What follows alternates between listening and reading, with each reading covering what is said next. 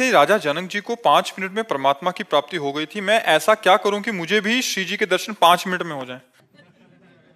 आप राजा जनक नहीं हैं। और हम गुरु अष्टावक्र नहीं है।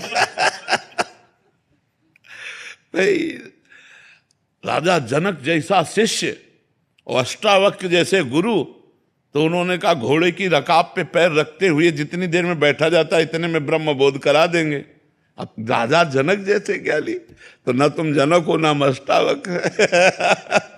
इसलिए बात यही समाप्त होती है, नाम जप करो, जब कृपा लाडली की तब दर्शन दे दे। लाडली कोई किसी के अधीन थोड़ी है, ब्रह्म भी जिनके अधीन है, जाके अधीन सदा इस सांवरो या ब्रज को सिरताज, हमारे माई श्यामा जू को राज।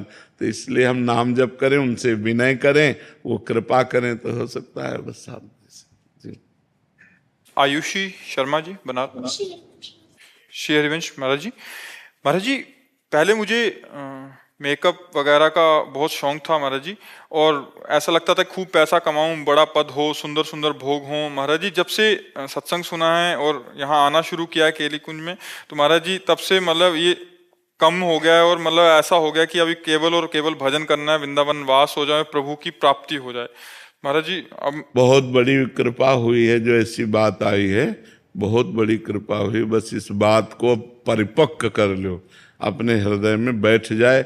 वृंदावन वास होए चाहे ना होए, लेकिन नाम ना छूटे।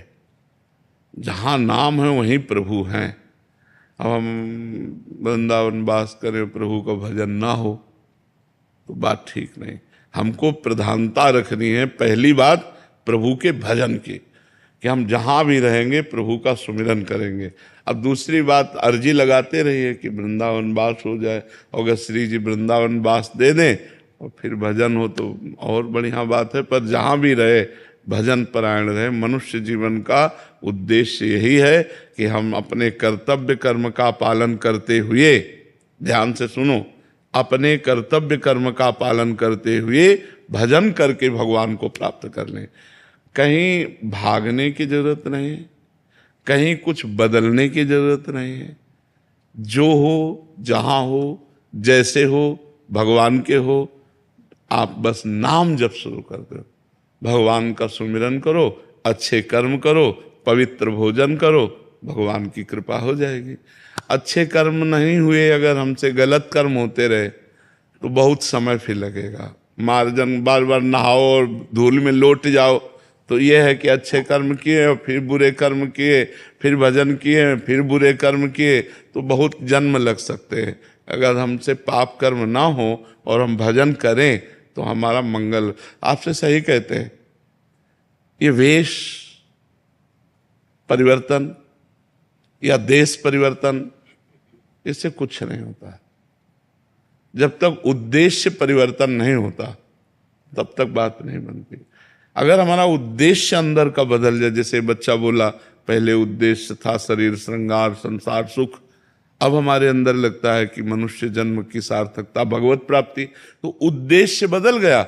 अब आप नौकरी करो, पे व्यापार करो, कुछ भी करो, आपका उद्देश्य भगवत प्राप्ति है तो बढ़िया। अब जैसे उद्देश्य हो गया धन मान प्रतिष्ठा, तो अब आप चाहे बाबा जी बन जाओ, चाहे आप गृहस्थ रहो, वही चलेगा, क्योंकि उद्देश्य आपका धन बन गया ना, उद्देश्य आपका संसार बन गया।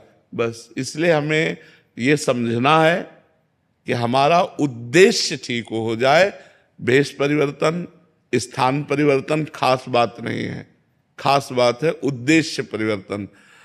और उद्देश्य जो बनावे उसकी सुरक्षा के लिए फिर वैसे ही आचरण करे, वैसे व्यवहार करे। ऐसे हमें शास्त्र स्वाध्याय करना, नाम जप करना, संयम से रहना, कोई पाप ना हो, और खूब भजन करना, तो भगवान की प्राप्ति हो जाएगी। उद्देश्य परिवर्तन